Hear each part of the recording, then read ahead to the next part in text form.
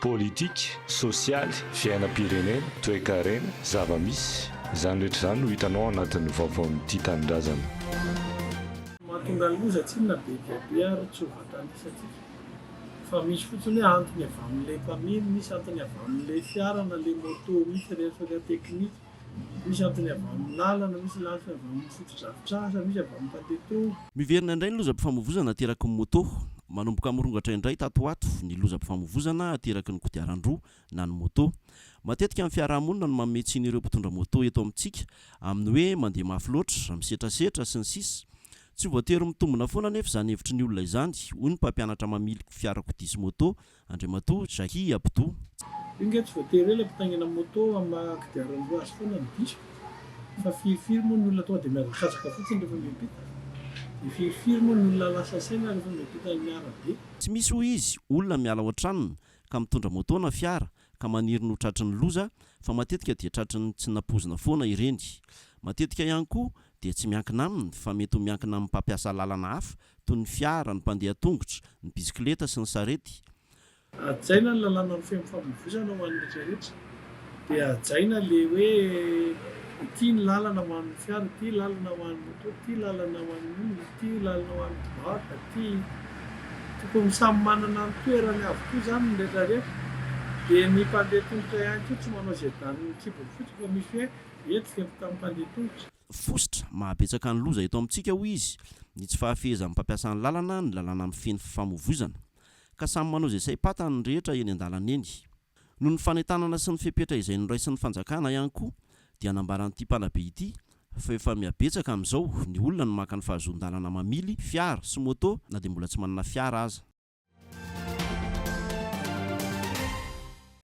Zao ny teny dia voka-drasa dia bloqué voamaika ame mahantra ilay vahoaka satria sisy olo décidera eto. Sisy manao sisy décidera eto. Ohatran'ny anao an-trano ane zany abandonné anao famille anao babandraza ny reniny fotsiny apetraka ao dia tsy avitaky ny zanakao. Mandalo fotoan-tsarotra ny firenena ankehitriny satria tsy misy gouvernement mitondra, hoy ny filohan'ny antoko politika kintana Daberan'Andriamanantsoa. Fa fahafantarako anazy tena sahiragny misy zany izy, sahiragny izy amin'ny fananganana an'io. Zany hoe ny ao agnatiny amin'ny zareo ao manery hoe izao no atao nefa izy tsy dia tena tapa-kevitra an'izany satria voan'ny pression avy any ivelany koa izy dia mandehandeha igny. Apanina daholo ny administration na ny misy finance zao tsy afaka misigné vola ho an'ny mpandraharaha ohatra ka manao vola ho mpandraharaha. Ny misy ny fonction publique zao tsy afaka misigné raha na retraite na avancement. Rehetrarehetra zany zao tena panina misy ny administration amin'izao fotoana zao nefa ity filoham-pirenentsika mandeha manao vakansy.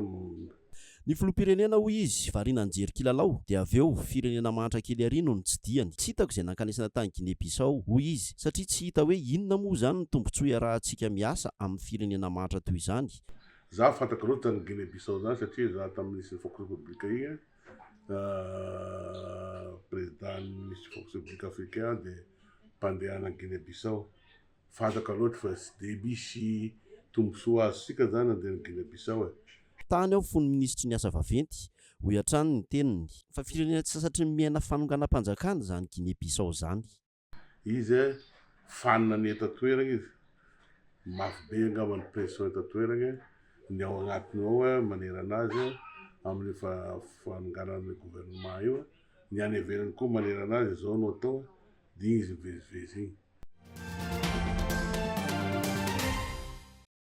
Voahitsakitsaka ny zon'ny mpiasa malagasy noho ny tsy fanajan'ny mpampiasa ny lalàna velona mifehy asa na eo anivon'ny fanjakana izany na eo amin'ny sehatra tsy miankina. Mendrika amin'ny mpiasa malagasy intsony ny fahantrana miantra aminy amin'izao hoy ny filohan'ny CAIM ny Dr Jules Andriamaolson nandritra ny fivorian'ireo fikambanana syndicat mivondrona ao amin'ny CAIM na ny komity iombonana ny mpiasa malagasy.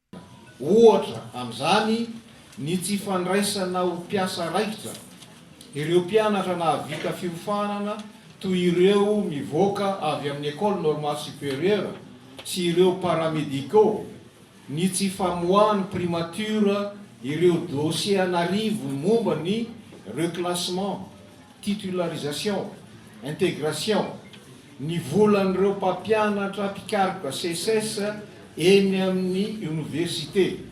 Ohatra ihany koa ny tsy fandoavany mpampiasa ny latsakemboka any amin'ny CNAPS sy ny toeram-pitsaboana SMIE ahafahany mpiasa misitraka ny fisotrondronono sy fitsaboana maimaim-poana. Maray io izy ireo ny tontolon'ny asa noho ny tsy fananany fanjakana politika famoronana asa ho an'ny tanora, any ka lasa vesatra ho an'ny fianakaviana sy ny fiarahamonina ireo tanora tsy anasa. Tsy mifanaraka amin'ny fisondrotry ny vidim-piainana ihany koa ny karama raisin'ny mpiasa ankehitriny, any ka karama tadiavana iray volana lany indray andro. Tsy mendrika ny mpiasa malagasy intsony izao fahantrana miatra amin'izao, noho izay antony izay no nananganana ara-panjakana fikambanana komity iombonina ny mpiasa malagasy na ny KIM izay ametraka ny mpiasa malagasy amin'ny toerana mendrika sy sahaza azy manomboka izao. Vaolana maika amin'ny tokony tadiavana hoy ny KIM izay tsy andrasana fanampiana avy any ivelany fa izy eo am-pelatany no ampiasaina. Isan'ny vaolana nomena izy ireo ny tokony andraisan'ny fanjakana an-tanana ny fitrandrahana ny arena kibon'ny tany toy ny volamena sy ny vatosoa. Amdio ihany koa ny KIM ireo andramena ny gazan'ny fanjakana fa aloha ampitoerana fotsiny kanefa azo avadika ho vola. Mangataka ny famerenana ny volana laina tao amin'ny CNAPS ihany koa izy ireo 120 miliara ariary nomena ny commune Antananarivo renivohitra sy ny 420 miliara dollara namelomana ny Air Madagascar. Ho toy izao fanambarana navoakan'izy ireo izao moa dia hanao fiaonam-be ny komity iombonana ny mpiasa malagasy ny faran'ity volana aogositra ity.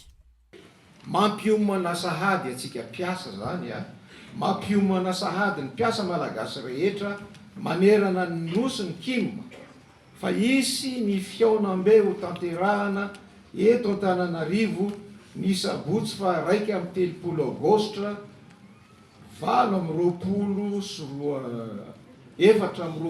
4 izao. Mbola 4 tsika izao aloha olazaina amin'ny fotoana tsy hoela ny toerana Antananarivo 4 aogositra 4 sy 4.